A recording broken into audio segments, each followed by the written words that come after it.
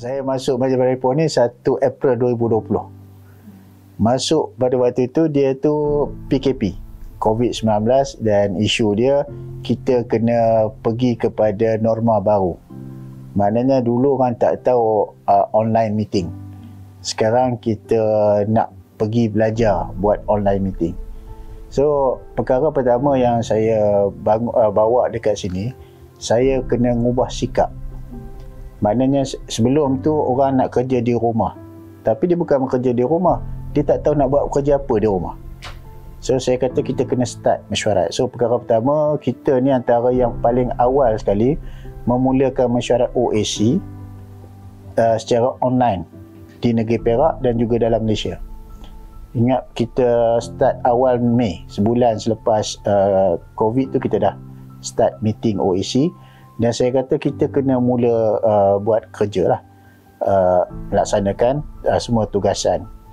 Dan kedua, bila saya datang ke bandar MBI ni, saya dah tengok yang MBI ni sangat perlu kepada satu perancangan strategik.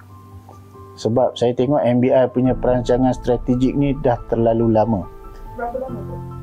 Masa saya datang tu, the latestnya tu tahun 2003. So saya tengok dekat 17 tahun kita ketinggalan strategik.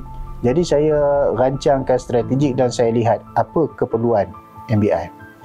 Jadi bila saya tengok keperluan MBI dan Bandar Ipoh ni, saya nampak Bandar Ipoh ni adalah sebuah bandaraya yang kalau kita tak buat sesuatu, dia menuju ke arah ke belakang, maknanya mundur.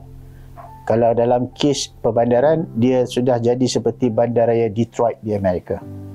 Makin lama makin kurang peluang pekerjaan, makin lama makin rendah value pembangunan dia. Jadi saya tengok apa isu yang paling besar yang dihadapi oleh Bandar Ipoh. Isu yang pertama bila saya perhatikan, dia kekurangan peluang. Peluang yang diwujudkan di Bandar Ipoh ni sangat rendah. Hingga pada waktu 2020 kita tengok dia antara bandaraya, kalau berdasarkan pendapatan isi rumah, antara terendah dalam negara. Ya. Jadi dia pula tu yang ada di sini hanya orang-orang yang dah berumur, maknanya dah pencen. Maknanya untuk orang muda tak ada peluang nak cari kerja. Anak-anak muda Ipoh kalau lepas saja sekolah, dia terpaksa cari kerja luar Ipoh. Hijrah ke Kuala Lumpur, hijrah ke Pulau Pinang, Singapura pun ramai. Lepas tu dia balik bila dah pencen. Bila dia balik di pencen, that's why dia dapat pendapatan rendah. Pasal pencen dah tak ada kerja, pendapatan pun dah tinggal separuh, dia duduklah tu. Jadi that's why kita punya duit pun dah kurang. Jadi nak pusingan ekonomi itu pun jadi lambat. Jadi saya rasa masalah utama kita peluang dan bagaimana nak meningkatkan balik kegiatan ekonomi dalam Bandar Ipoh. Yang ketiga, saya tengok masalah pada waktu itu, rumah-rumah kita sendiri pada tahun 2020 waktu tu COVID, sudah banyak dah nak dilelong dan dijual. Ini menunjukkan ramai orang di Bandar Ipoh pada waktu itu dah tak mampu bayar hutang rumah. Tak mampu nak bayar hutang kedai. So, dalam persoalan saya, bagaimana untuk membolehkan mereka mampu untuk membayar, meningkatkan pendapatan mereka. Jadi, isu yang itulah saya kata soalan pertama. Jadi, saya ubah slogan Bandar Ipoh. Sebelum ni dia berkata Ipoh bersih, hijau dan maju, yang mana keutamaannya atau sentriknya kepada infrastruktur sentrik, kepada human centric. Saya ubah kepada Ipoh Bestari Sejahtera. Bestari itu maksudnya masyarakat umatnya itu bestari dan perbandarannya sejahtera. So ubah daripada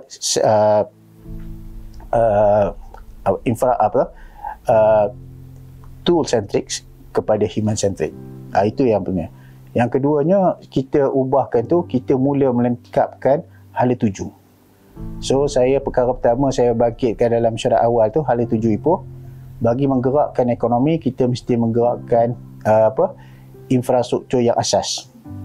Jadi untuk menggerakkan infrastruktur asas ni, pada waktu itu kita perkenalkan Bandar Pintar konsep. Tahun 2020. Tahun 2020. Kita antara yang terawal memperkenalkan Bandar Pintar. Dan saya ingat saya sedia kata hampir setahun. Mac 2021 baru siap. Baru kita lancar. Ya, daripada April sampai Mac kita buatkan untuk jadikan bandar. Kita pada waktu antara yang terawal yang memperkenalkan Bandar Pintar. dan juga kita memperkenalkan juga kerangka untuk bandar rendah karbon. Ya, bandar rendah karbon, low carbon city, supaya bandar pintar kita ini selari dengan dasar semasa negara di bawah rendah karbon dan di bawah SDG. So itulah antara perkara asas yang saya buat dalam perancangan makro dia. Lepas tu projek-projek tu adalah sikit OAC lah sikit kita buat di waktu itu pula COVID tu kita perkenalkan program MBI Prihatin. Ya, ini program ini kita first kita buat program secara private public partnership. Mana kata kita bekerjasama dengan swasta untuk membantu orang susah kerana pada CSR. Kerana waktu tu orang tak ada kerja tak boleh, orang tak boleh berniaga, orang yang berniaga pasar malam tu tak boleh berniaga pasar malam, so pendapatan tak ada. So bagi saya waktu itu kita dah tak boleh nak buka peluang. Caranya terpaksa kita pergi direct subsidi.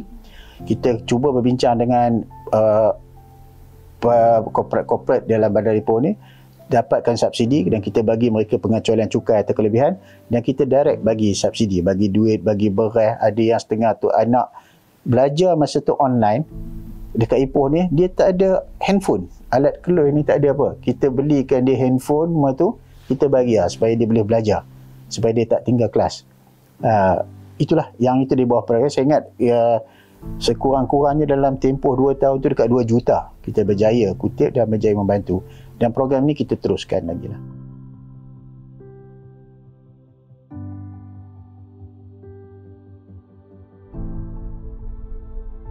Soalan saya, ngapa tidak? Kan? Ya, kalau kita tengok di mana-mana negara besar dunia, saya ambil contoh Amerika Syarikat. Dia membangunkan industri dia betul di Atlanta, di mana kan. Tapi dia tak pernah lupa seni. Dia bangunkan sebuah bandaraya besar, Los Angeles, untuk bandar seni. Dan dalam Los Angeles dia ada sub city dia, Hollywood, fokus untuk seni filem. So Amerika membangunkan seni. Begitu juga dengan India. Dia ada bandar di Delhi, dia ada bandar industri di Calcutta, tapi dia bangunkan juga bandar seni dia di Mumbai, kan? Begitu juga dengan Korea Selatan. Korea Selatan dia ada Seoul, ibu negara, dan dia membangunkan industri laju, tapi dia tak lupa bandar seninya di Busan.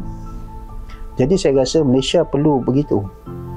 Kita ada bandar industri di Pulau Pinang, kita ada bandar industri yang dipegang Greater Penang, Selatan Kedah, Kulim, kan, kalau di utara lah.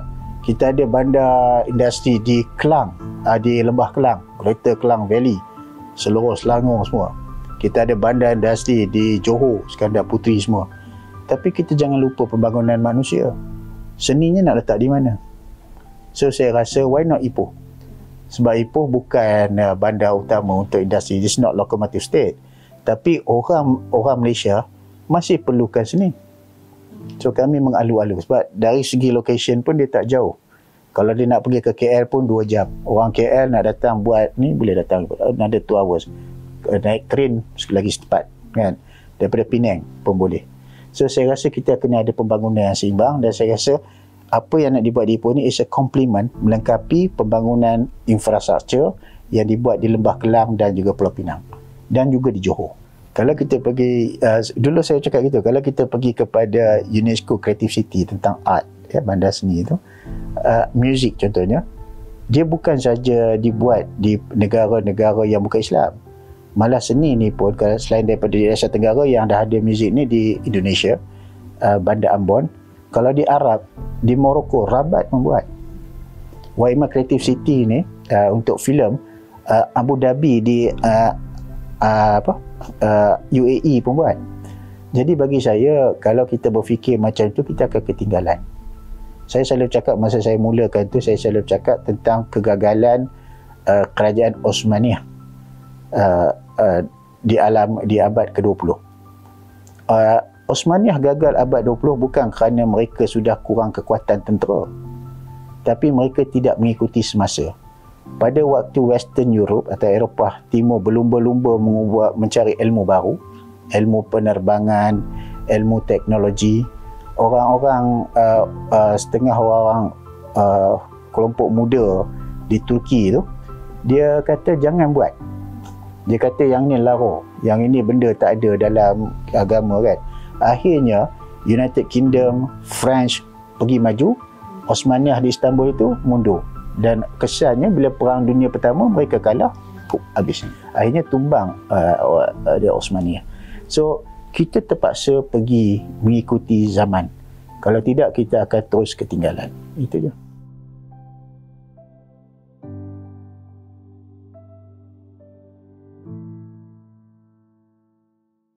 Model yang saya suka bawa ni model macam mana Busan bawa. Kalau kita dan juga di New York bawa. Kalau di New York tu dia ada apa bandar apa yang tempat latihan tarian tu. Apa nama dia street tu? Lupa dah. Is a New York punya tu dekat Washington tu kan. That's it. Maknanya kalau kita nak melatih orang untuk menjadi good artist, mungkin Ipoh ada tempatnya. Dan semua jenis artis mungkin Ipoh tempatnya, dan mungkin dia boleh kembangkan dia punya seni ni, mungkin di Kuala Lumpur apa tu kan, ataupun mungkin di Ipoh sendiri dia boleh jadi tempat untuk pengembangan artis. Di industri filem contoh dia boleh buat di Ipoh kalau ni kan, contoh dia. So this is a perkara-perkara dia. Lukisan, sebab tu saya kata kita akan buat digital studio dekat Ipoh, the biggest in Malaysia lah, maybe second biggest in Southeast Asia, kedua terbesar belakang Singapura apa, tak tahu. Kita akan buat sekarang dalam pembinaan kan, dan kita akan buat pula. Orang cakap saya kenapa tak buat bangunan baru. No, artis bukan jiwa gitu. Saya buat di bangunan yang usianya lebih 100 tahun. Saya turn Dewan Bandara Ipoh tu di depan stesen kereta api tu, Town Hall tu, jadi Philharmonic punya ni tempat menyanyi. Bangunan tu usianya 110 tahun tahun depan, dia 1914. Okey. Kenapa kita nak buat itu? Sebab saya kata kalau kita nak jadi seni, kita kena ada bangunan tu seni lah. London walaupun dia sebuah bandar yang maju, dia masih mengekalkan Philharmonic dia di bangunan lama tu, Royal Albert Hall tu kan. London orang putih, orang western. So kenapa tak kita tiru mereka? Yang baik kita tiru, apa salah?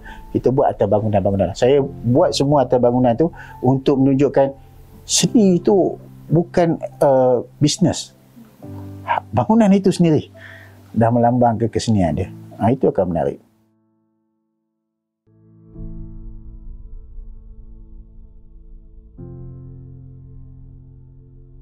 Saya tak minat industri seni, tapi saya nampak ini ada potensi.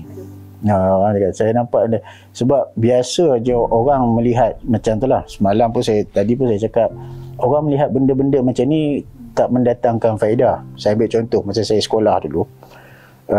Saya ni sekolah Ipoh ni, Anderson ni. Dia kalau budak-budak yang pandai ni, dia akan masuk sekolah asrama. Tahu.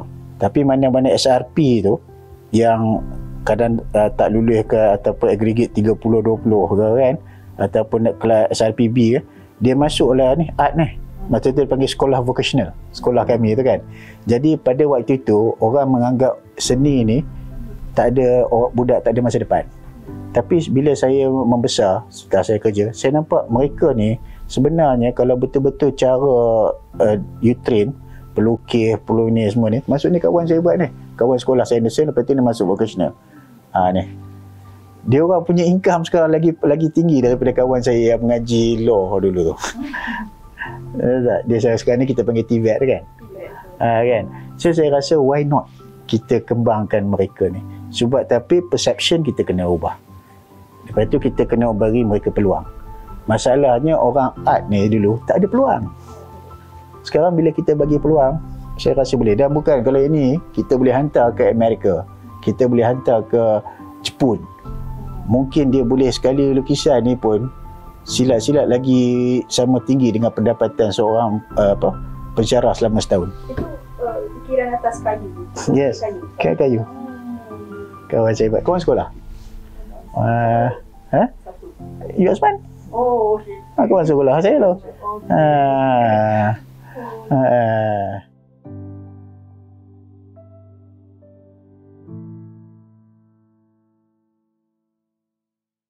Buat macam ni dengan lokal. Termasuk juga habis pun kita dengan tim daripada Singapura lah. Ya kan. Tapi kalau nak dikatakan dengan international, belum lagi sebab kita baru bermula. Ya, kita baru bermula. Belum, dan pertamanya dalam fasa pertama ni, kita hanya dalam fasa pembangunan infrastruktur. That's why saya kata tengah buat Philharmonic semua tu. InsyaAllah kita punya perancangan tu sampai 2027 lah. Kita punya infrastruktur ni 2027 kan. Tapi macam saya kata lah, bila kita cakap bandar pelancongan 2025, tahun ni pun dah sampai kita dah terkejut dah. Ya, pencapaiannya tu, saya ambil contoh tahun 2019, sambil sebelum COVID, kehadiran pelancong warga asing, international tourist sekitar 5,000 orang. Tahun ini sampai bulan 8 ni dah 100,000. Maknanya 8 bulan pertama tahun ni adalah 20 kali ganda lebih ramai daripada ni. So itu pun dah sakit lah. Tapi kita harap boleh jalan.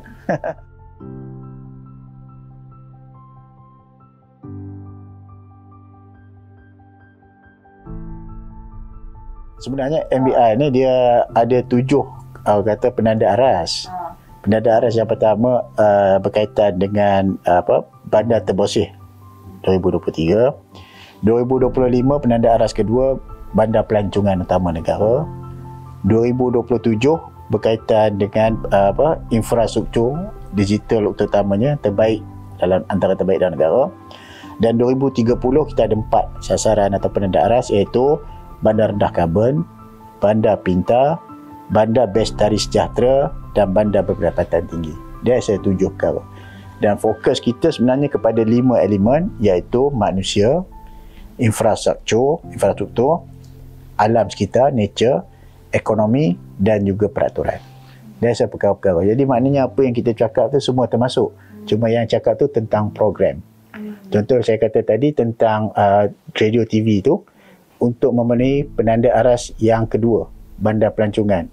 Sebab you nak bagi pelancongan, salah satu dia ada 4 P dalam pelancongan ni, product, price, place dan promotion. Salah satu daripada pelancongan tu yang P yang keempat ni promotion. So in order to get the good promotion, we need to have the radio dan TV.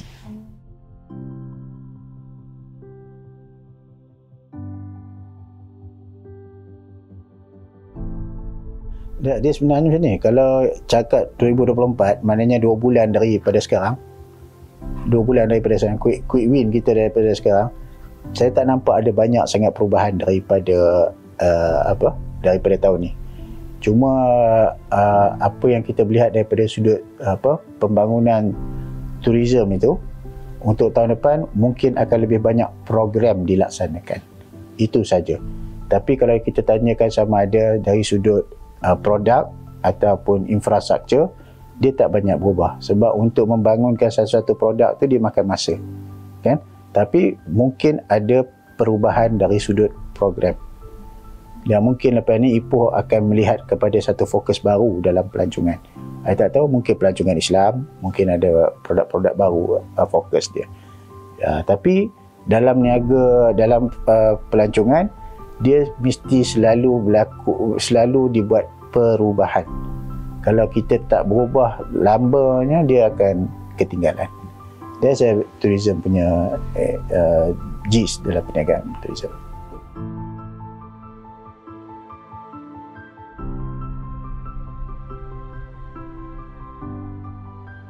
Saya tak nak target lokal. Saya nak target international tourist. Kalau tahun ni saya target 150,000. Tahun depan saya target 300,000. Double lah. Double. Yakin Dok? Benda ni kena yakin. Sebab apa? Dulu saya ambil contoh. Dulu orang pun cakap macam tu. Ipoh sebenarnya 2019 tak sampai 5,000 international turis, pelancong antarabangsa. Maknanya pelancong ni dia mesti bermalam, sekurang-kurang 1 malam di Ipoh. Tapi tahun ini bulan 8 dah 100,000. Hujung tahun ni saya jangka boleh pergi sampai 150,000. So kalau kita yakin kalau dulu dari 5,000 boleh kita up sampai 150,000, apa pula kita tak boleh up daripada 150,000 kepada 300,000? Kenapa mereka kena datang ke Ipoh? Kenapa? Kita punya marketing senang aja. Kalau di Singapura, kita kata come to Ipoh. This is the little Singapore. Siapa nak merasai Singapura tahun 60-an, 70-an, dia orang datang. That's why sekarang ni, saya ambil contoh tahun 2000, awal 2020, lapangan penerbangan Ipoh ni, satu minggu hanya 6 kali je. 4 kali flight Singapore, 2 kali JB. Hari ini, penerbangan di Ipoh melonjak kepada 35 kali sehari. Seminggu. Tadi itu 6 kali seminggu, sekarang dah jadi 35 kali seminggu. Maknanya 4 kali Singapore, 1 sekarang ni tiap-tiap hari ke JB. Di setengah-setengah lapangan terbang, tutup pun ada. Kan? That's why the strategi kena betul. So, fokus. Macam kami dulu start, kami fokus, kami tak nak pergi sampai ke China, Arab, Saudi. Ni saya cakap cukuplah Ipoh kita masuk international tourist melalui Singapura. Sebab Singapura ni dia international. Changi ni international airport, antara yang tersibuk dalam dunia. Jangan kita pandang Changi airport ni. Kita gunakan the Changi airport dan gunakan orang Singapura je untuk market satu. Dan sekarang ni through Singapura ni datang ke Ipoh 4 kali sehari. Berapa banyak international tourist daripada Europe datang pun dah masuk, Taiwan pun dah masuk, Singaporean of course lah, dah berapa banyak masuk. Datuk sebut tadi Ipoh ni dia macam little Singapore tahun 50-an 60-an. Yes. Terkebelakang sangat tu. Yalah, itu nak bagi marketing dia. That's why saya kata Ipoh yang saya kata 50-60-an tu, kita bawa daripada dekat Old Town. Macam saya kata mula-mula perbincangan tadi, Old Town ni sebenarnya adalah tempat yang mana waktu saya datang tu adalah tempat yang orang dah pakat-pakat nak lelong kereta dah. Ambil contoh, value of the land 2020 masa saya datang, rumah kedai di Old Town Ipoh, Pekalama Ipoh, untuk satu lot hanya sekitar 200,000 ke 300,000 ringgit per satu unit rumah kedai pada waktu itu 2020. Tapi hari ini bila kita buat, nilainya sudah mencecah hampir 900 ke 1 juta ringgit. Ya, tapi yang itulah kita promote kepada waktu itu, is a little Singapore. Kita tunjukkan gambar berapa lama macam tu. Dan itu yang menarik. Sebab apa? Saya dapat ni je, kalau kita pergi dekat Singapore, kita pergi yang dekat Glam tu, Kampung Glam, lepas itu pergi dekat India, dia masih preservekan bangunan-bangunan lama macam Ipoh lama ni tau. Tapi kecil je. Tapi dekat Old Town Ipoh ni 5 kali 6 kali ganda lagi besar daripada tu. Dan rumah kita waktu tu terbiar. Kalau siapa nak pergi, 2 minggu sudah ke, ada reporter ambil gambar di pusing rumah kedai. Old Town dulu ada sebahagiannya kopi tu jadinya. Tapi hari ni kita tengok semua dah jadi rumah kedai yang heritage macam tu. So memang kalau kita pergi, memang kita tengok macam pergi pusing lah sekarang ni. Memang tahun 50-an 60-an Singapore. That's a reality. Dan rupanya yang itu dia suka nak tengok.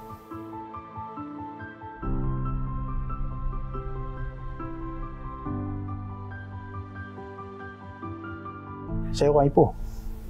Ini mengapa dia berkata mengapa saya Ipoh. Macam mana saya tak saya Ipoh? Ini negeri saya. Saya pun lahir dekat hospital besar Ipoh. Sekolah pun di Ipoh. Sekolah menengah rendah pun di Ipoh. Itu sekolah saya tu. Depan lah sekolah menengah Anderson Ipoh. Depan hospital kan. Jadi kalau nak tanya kata sayang macam mana, memang dah negeri saya. Kalau saya tak sayang Ipoh, saya nak pergi mana lagi? Ini negeri saya. Ya kan? Kena buang mana pun esok, saya kena balik dekat sini juga. Dah ini tempat saya.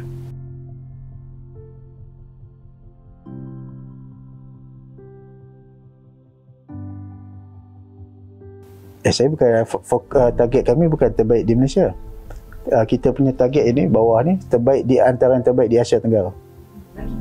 Ya, sebab kita pun dah daftar bawah Smart Green City di ASEAN tu. Kita akan pergi kepada among the best city, tapi dalam kategori dia lah untuk Asia Tenggara. Setakat ini saya rasa kita dah level lebih kurang sama lah kalau dengan bandar-bandar raya lain dalam Malaysia. Saya ambil contoh, kalau kajian mampu buat baru ni, star rating tu, rating Ipoh ni kedua terbaik dalam Malaysia selepas Bandaraya Petaling Jaya. Ya, kita yang kedua dalam Malaysia, mengatasi Dewan Bandaraya Kuala Lumpur. Jadi kita kena ingat Bandaraya Lembah Kelang ni kalau nak dikirakan lebih advance dari kita lah kan. Tapi daripada satu segi bila dinilai, kita antara yang terbaik. Dan kalau kita tengok antara bandar-bandar yang menang tu kebanyakannya dalam bandar raya yang dikatakan sebagai locomotive economy state. Kita je bukan, Perak bukan dalam local economy, tapi kita punya Ipoh second best in Malaysia.